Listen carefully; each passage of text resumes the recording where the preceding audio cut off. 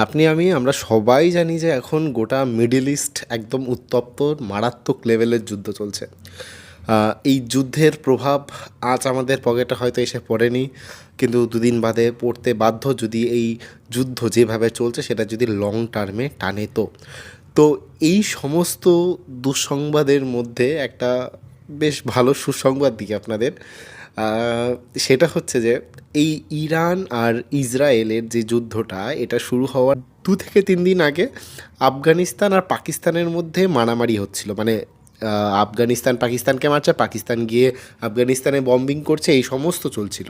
মানে পাকিস্তান আফগানিস্তানের বিরুদ্ধে পুরো ওপেন ওয়ার ঘোষণা করে দিয়েছিল। এবার মজার বিষয় হচ্ছে যে হঠাৎই, মানে গতকালের খবর এটা, হঠাৎই এই সমস্ত দিকে যখন যুদ্ধ চলছে, আফগানিস্তান কি করেছে, নূর খান এয়ারবেসের কথা মনে আছে? নূর খান এয়ারবেসটা আমরা শুনেছিলাম অপারেশন সিন্দুরের সময়।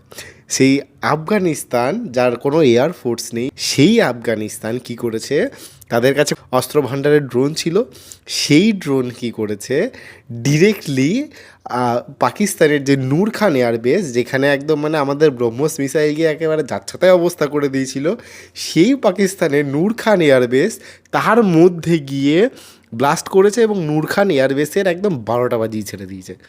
মানে জাস্ট ভাবতে পারেন, মানে আফগানিস্তানের মতন কান্ট্রি হট করে কিভাবে পাকিস্তানের 12টা বাজিয়ে দিল। মানে যুদ্ধ হচ্ছে মিডল ইস্টে, একদম পুরোপুরি উত্তপ্ত, এবং মধ্যেখান থেকে খুশির খবর দিয়ে দিল আফগানিস্তান।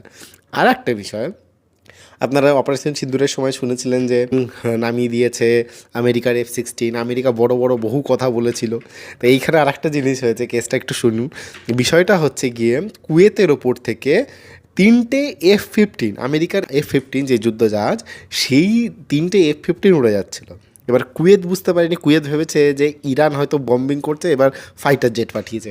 এবার সেইটা না বুঝতে পেরে ওদের ওইখানে কুয়েত কী করেছে, তাদের যে মিসাইল আছে সেই দিয়ে 3টে F-15কে নামিয়ে দিয়েছে।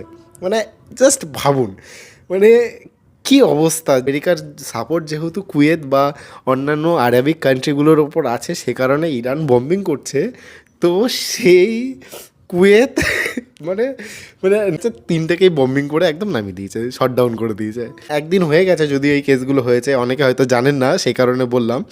দেখুন, আজ না হোক কাল আমাদের মানে যুদ্ধের একটা এফেক্ট আমাদের মধ্যে পড়বে। তো যাই হোক, যতদিন মানে যুদ্ধ চলছে তার মধ্যে যদি এরকম কিছু খুশির খবর পাওয়া যায় আপনাদের সঙ্গে শেয়ার করবো।